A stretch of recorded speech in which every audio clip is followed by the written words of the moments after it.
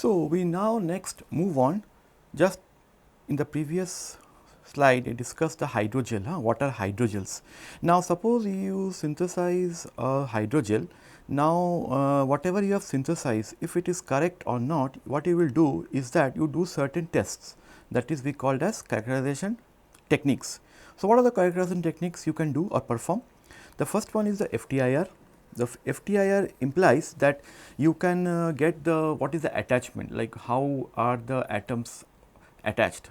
Let us say you have two different precursor materials where you have started the manufacturing of this hydrogel. So, whether they are attached means here is cross linked, whether they are cross linked together, whether it is physical or chemical, we will come to that later, but it is attached or not. So, those bands you can obtain from the FTIR.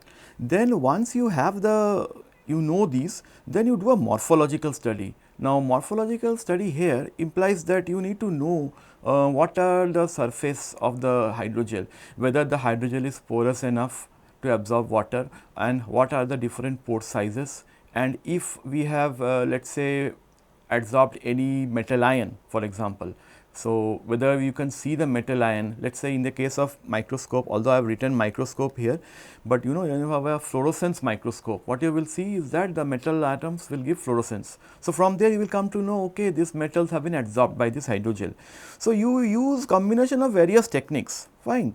Then you have this scanning electron microscope. We will not go into this FECM, as I told you, there are lots of other literature where you can find this discussion and the other NPTEL courses also. In the FECM, the scanning electron microscope, what you do is that you scan across the sample.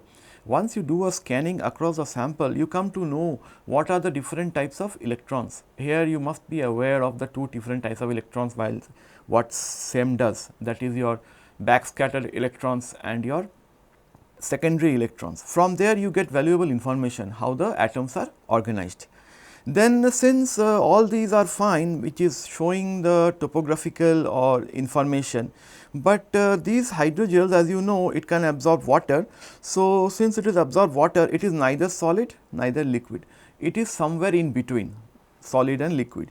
So, to see what is it, it's a solid or liquid, we do a rheological study. This is one important aspect which we will be covering in this NPTEL course. That is, the rheology means rheological, the ability to flow. So, if a particular substance, whether it is any fluid, let us say gas, liquid or solid, if they flow, what is the resistance to its flow? So, those are all compared using various techniques.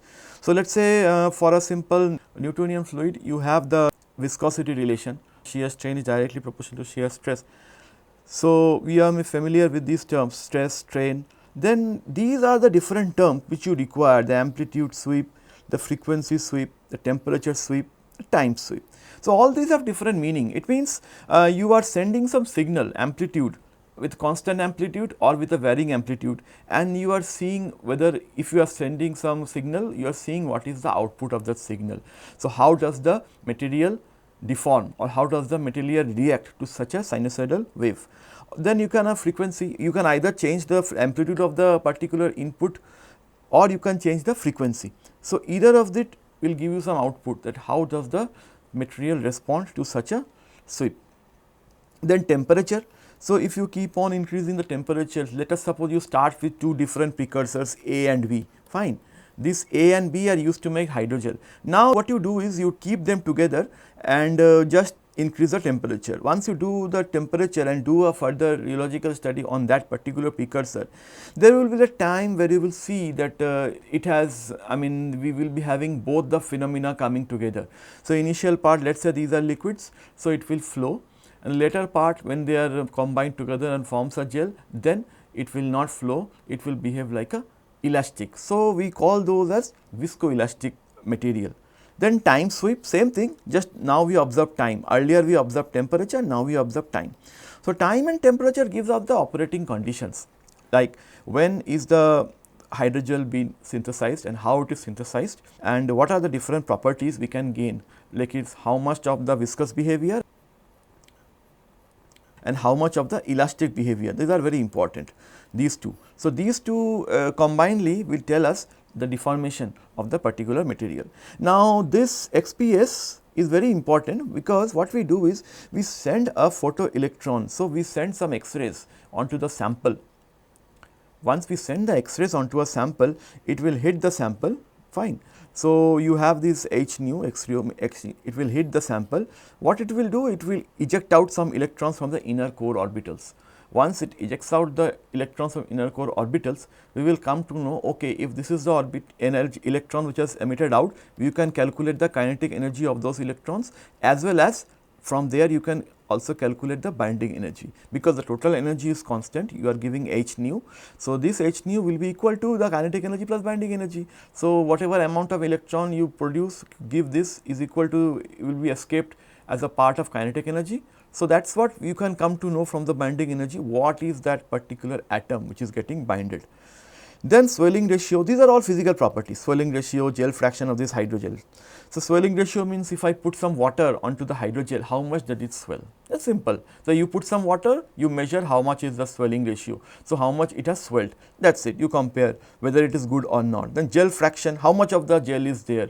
So, not all the total amount will be formed into gel. So, maybe some others which are not forming gel.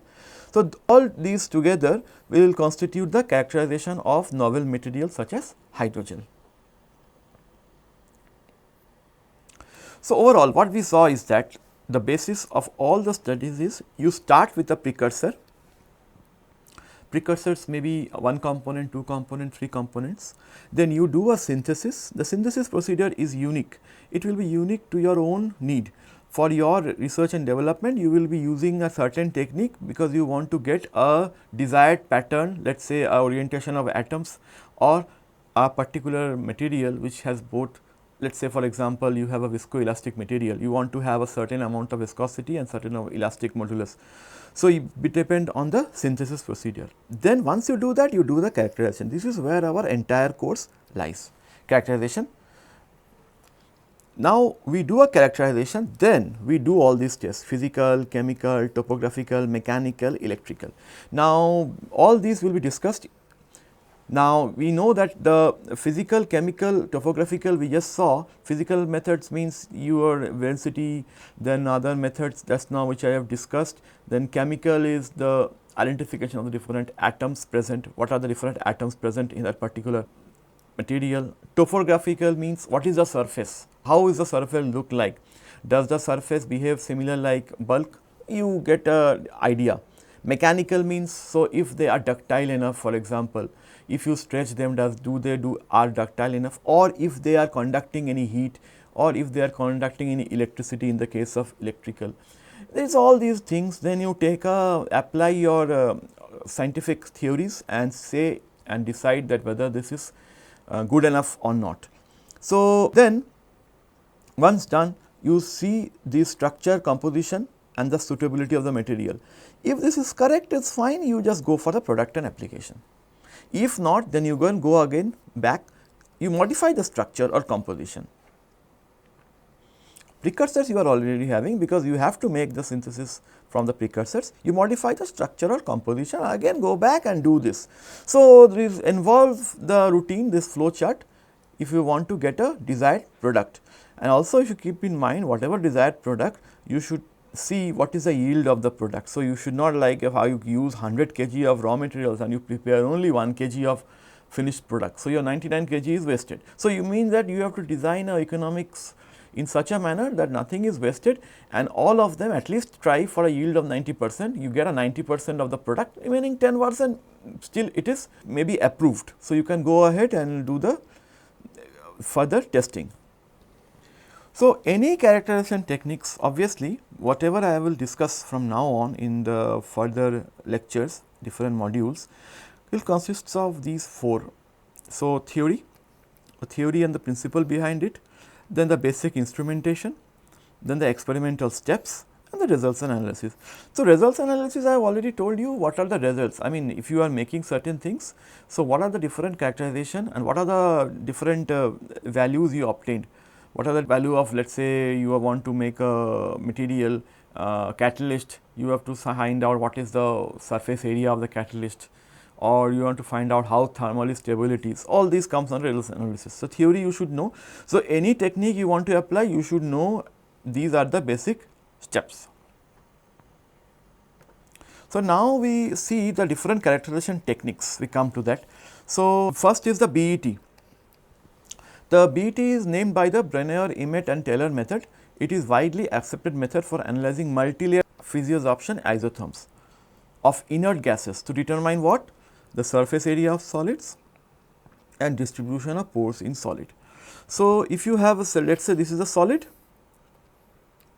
okay. So, it may have different pores, interconnected pores like this, like this, like this, like this. So, now you want to add some inert, I am written here inert gases, let us say inert gases is nitrogen molecule commonly known. So, now what we will do, the inert gases will go and occupy these different pores, and once it occupies different pores, so it is getting absorbed. So, this is called physical absorption. So, there is no chemical reaction involved. So, once it is absorbed, you will come to know what is the volume it has taken up. So, from there you can calculate, okay, I have these many pores, so it can absorb, this is the volume of that pores.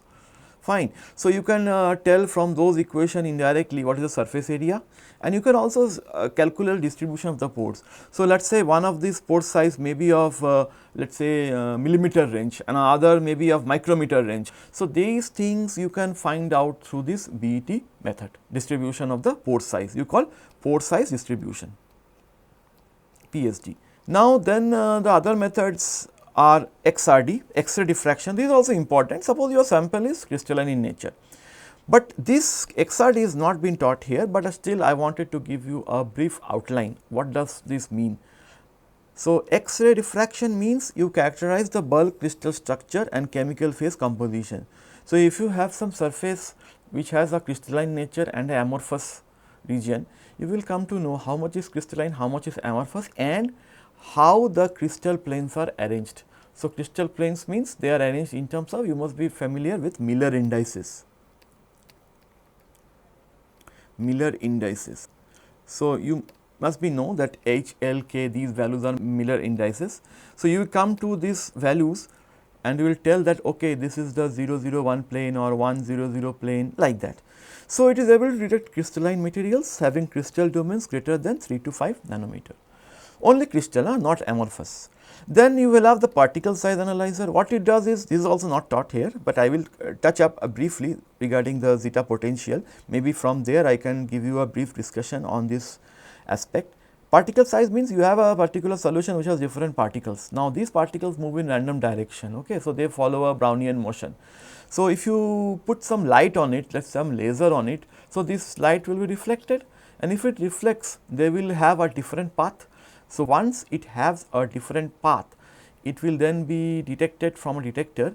So, since it travels different path, different light will reflect different particle. So, from particles you calculate what is the path of each of the ray. From there you back calculate what could be the size or the diffusivity or the particle size. So, you know this. So, this correlation will give us the diffusivity, how the particular molecules move after every instant of time. They develop what you call the autocorrelation function. Autocorrelation function means how the different frames of the different particles are related to each other within a time scale. So, from there we come to know what is the average particle size distribution.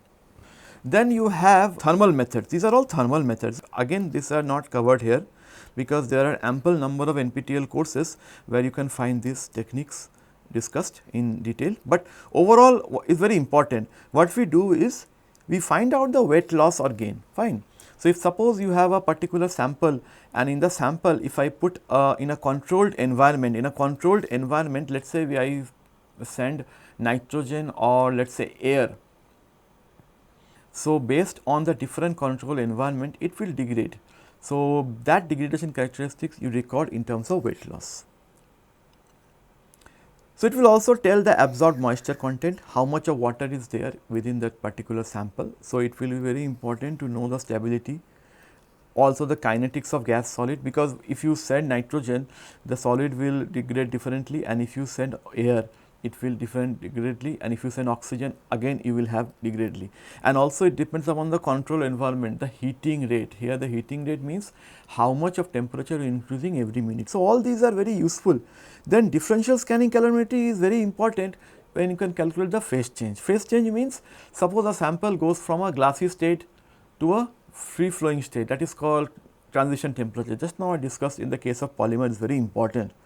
Then after that it will go to a crystalline state. So, what is the transition from a crystalline state to a behave flow state, that is a crystallization temperature, on then it may melt also, melting. So, all these different phase transition can be taken up in the differential scanning calorimeter. What we do here is you have these two different sample pans. In one you put some sample, another one you put reference sample. So, when the reference sample you keep on whenever the heat is released or required in this particular sample, when you are putting heat, we actually do the same thing while we do with the reference. From there we come to know how much of the heat is evolved or absorbed, and from there we can calculate the phase condition.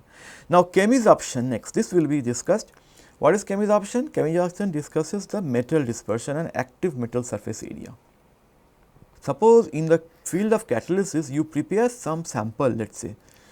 So, let us say silica or some support, and on that you want to, let us say, attach the vanadium particles. So, how does this vanadium particle gets attached to this?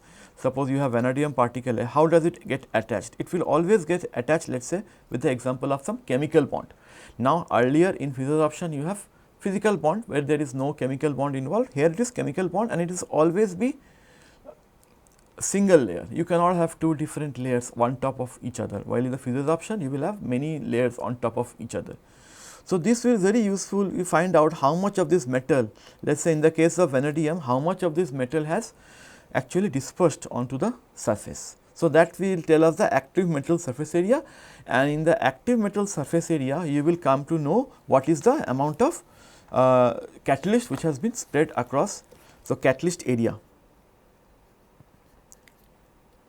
So, from where all this catalyst can get adsorbed and where the reaction can take place, all these are important. Then this is an important aspect of, I mean, it is the main modules, the first module and the fourth module. First and fourth module discusses all the spectroscopic techniques. So, what I did, this UV vis is very common, I have not discussed in this particular class. I will be discussing this infrared, Raman, and then at the end of our course we will discuss the electron spectroscopy. So, as I told you, this UV vis, whether it is infrared or Raman or electron, all depends upon the electromagnetic wave, and this electromagnetic wave, you know, it is, as I told you, you must be knowing also, it is having let us say you have having a electric field and a magnetic field going together, which is perpendicular to each other. So, it is like electric field will manipulate the magnetic field and the magnetic field will manipulate the the electric field. So, based on that, these are all based on the electromagnetic spectrum.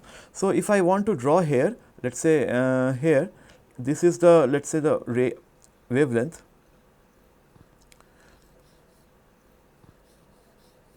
So, at this end you have a higher wavelength. So, these are of low energy beam, fine. At this end you have a higher frequency or lower wavelength waves. So, it means these are highly energetic. So, these are energetic, in terms of energy this is very high. Okay. So, and this is long wavelength. So, these are corresponding, let us say you have this you know, this radio frequencies, NMR, these are having long wavelengths, and in between you have something, let us say you have this UV vis, which is around 200 to 800 nanometer, visible range plus is around 200 to 800 nanometer. So, this is where this entire UV vis is taking up. So, it is used for determination of transition metal ions and organic compounds in solution. So, it depends upon the band gap energy. So, what it is, when we put these electromagnetic waves onto the sample, what it will do, it will excite the electrons of the particular sample. So, once it gets excited, then it cannot remain like that, it will have to come down. So, while it comes down, it will emit radiation.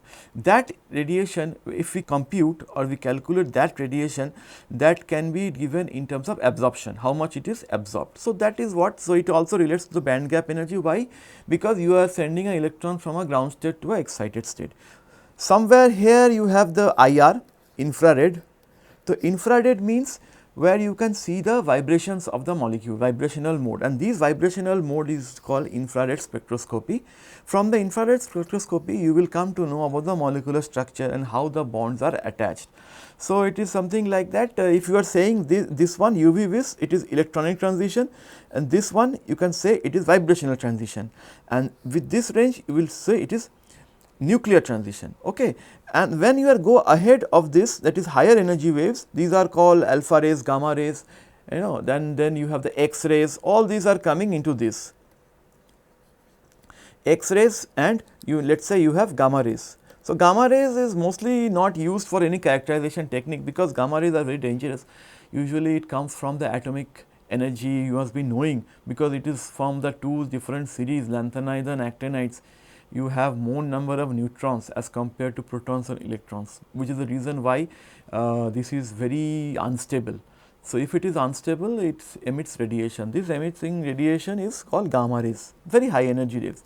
X rays is the basic criteria where you use these X rays in this electron spectroscopy. These are high energy beam.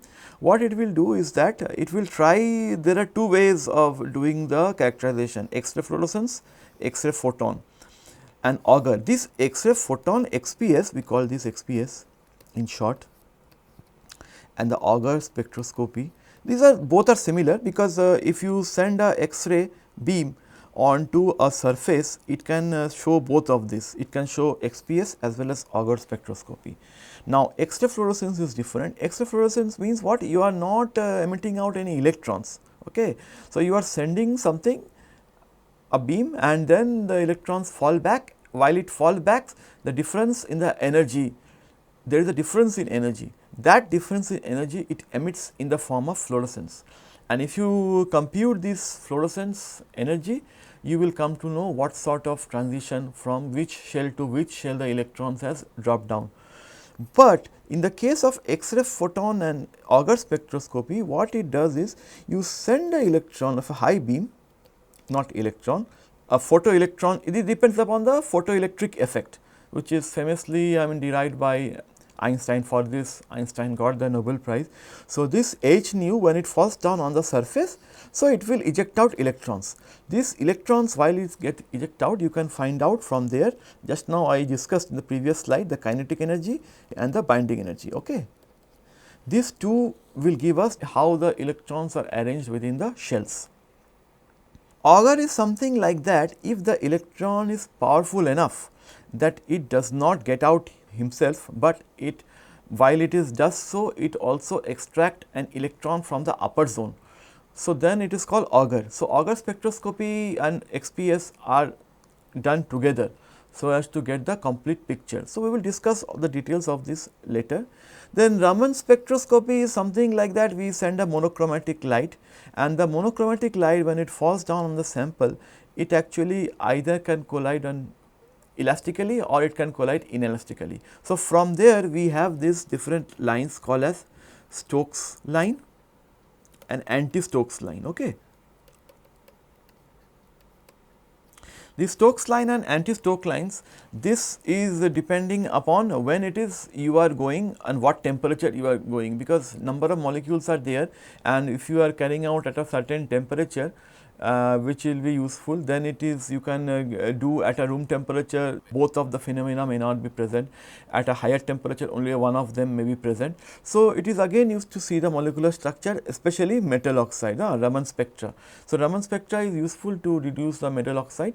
So, in all of these methods, not much can be said about the quantification of sample, except for UV vis, where you can find out the difference, the concentration of a molecule in a particular solvent based on the Beer-Lambert's law. But this Beer-Lambert's law again, it's have to be solution which is works well when the concentration is very low. So, thereby we use the UV vis spectroscopy.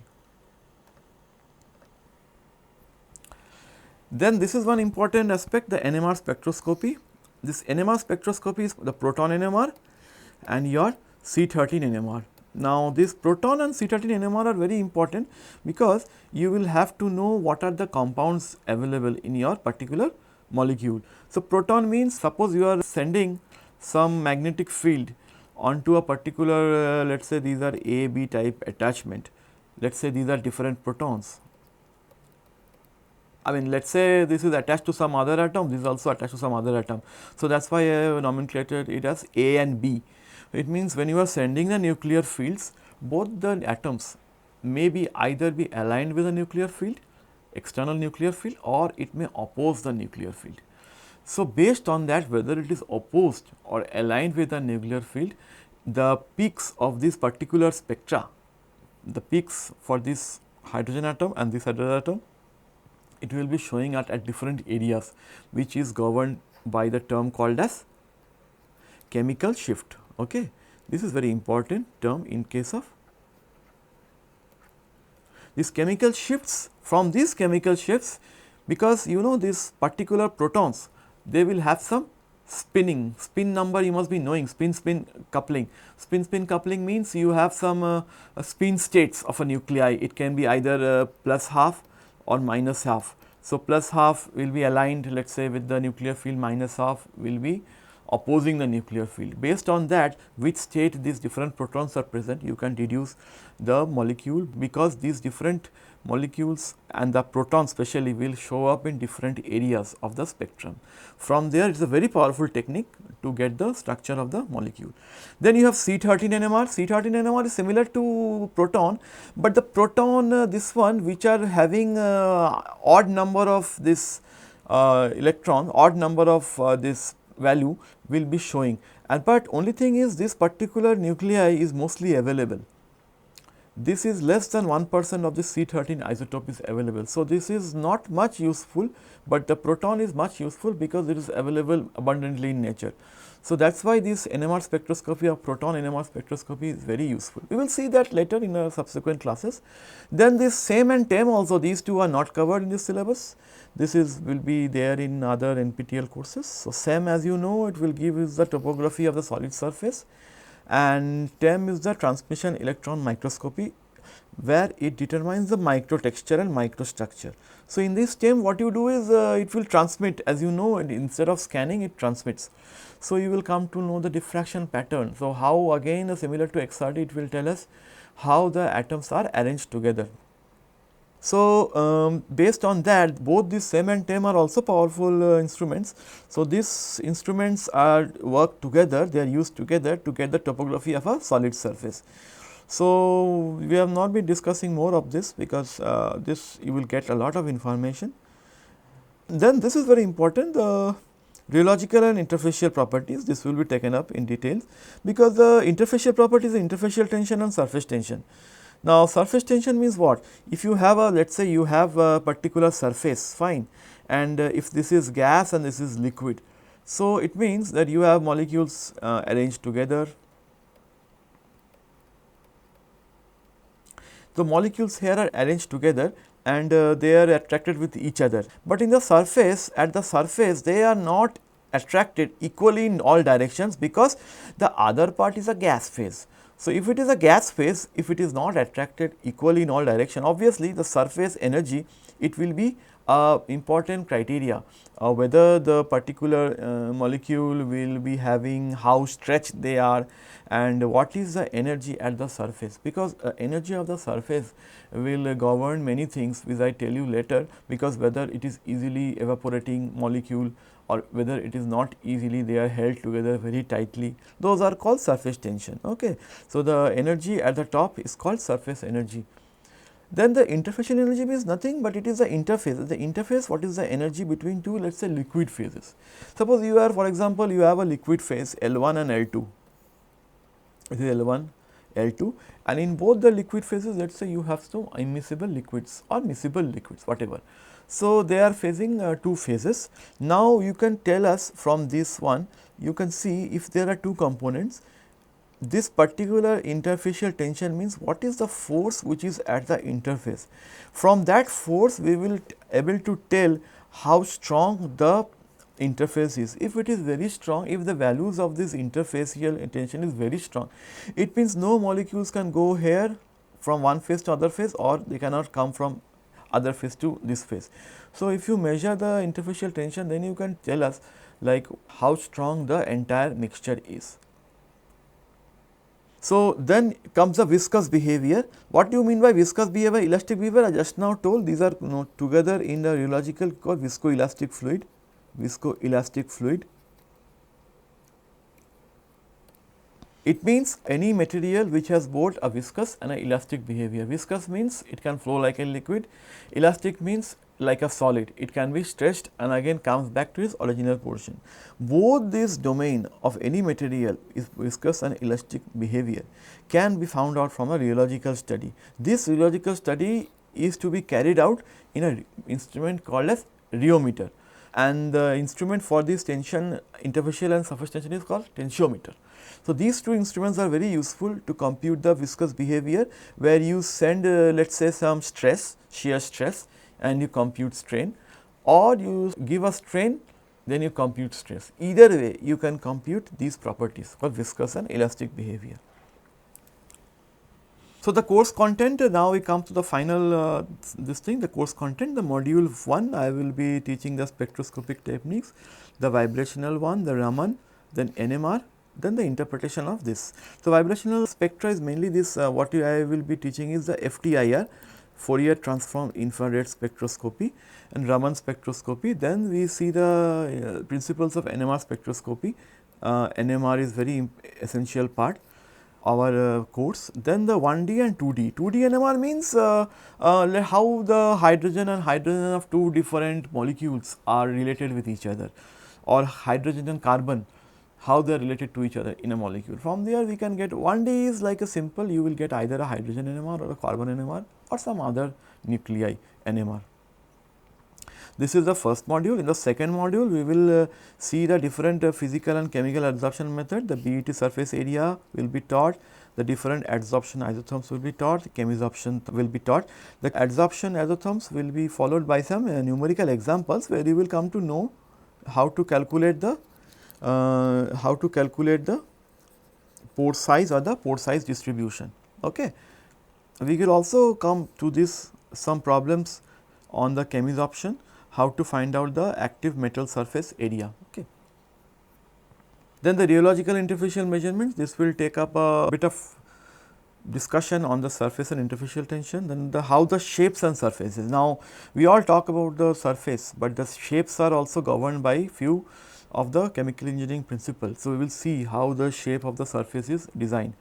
Then the measurement of surface and interfacial tension, then introduction to rheology and the types of fluid. Now, types of fluids are important because in some of the fluid the time dependent.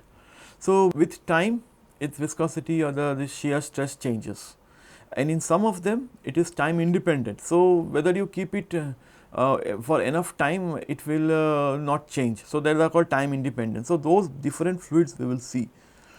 Then the rheometer operation and application we will see, and finally the viscoelastic fluids. So, we will take up the example of, let us say in our case, the hydrogel, which we have studied, and this we will come to as a case study for hydrogel we will come to see. So, this is the rheological interfacial measurements. Then comes the later part, the electron spectroscopy. We will see the XRF, XPS, Auger, this is XPS, we will see that in details, because this is very new to chemical engineering. So, it needs to be taught because X-ray photon electroscopy is not there in every institute because it is very expensive, but it is a very important and a prominent those who are working in the field of materials. So, they should know how the binding energy of the metals are computed like that. Okay. Then comes the last module, which is the electrochemical characterization techniques.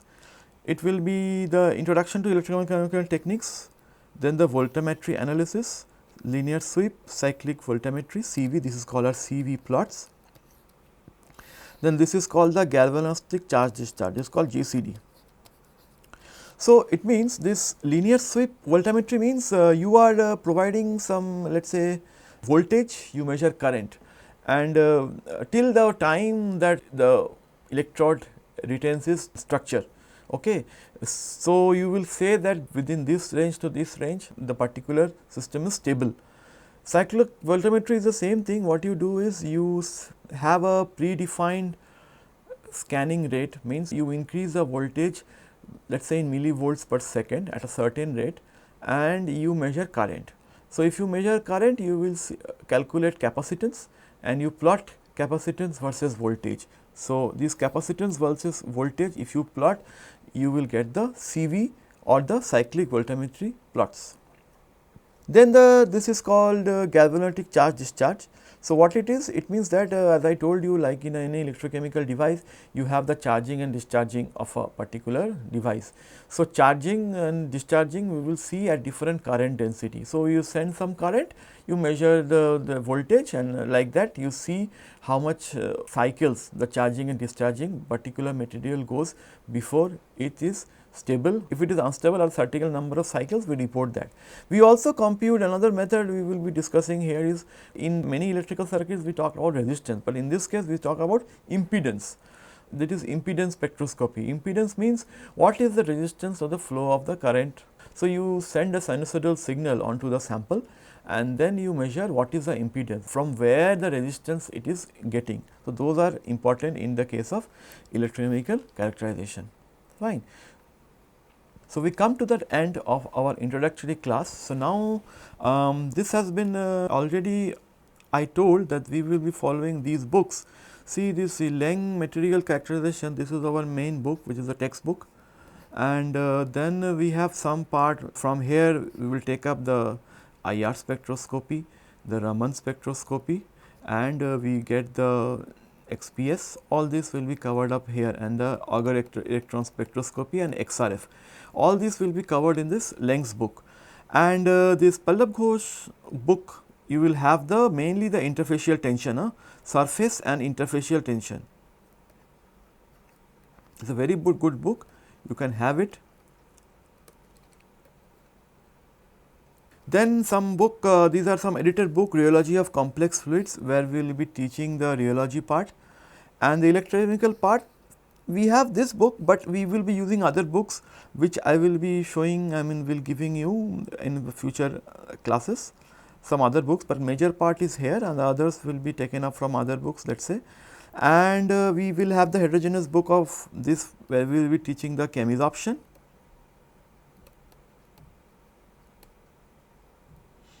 And others are the reference book. So, we will be following mainly these books for our courses, and obviously you have a look at the NPTEL course modules if you want to learn the SAM, TEM, all this. So, there are a lot of NPTEL modules which are already discussing this SAM, TEM, then UV, VIS. You should see this because this is not covered, and thermal also, all these are covered, these are all covered together in this NPTEL course modules.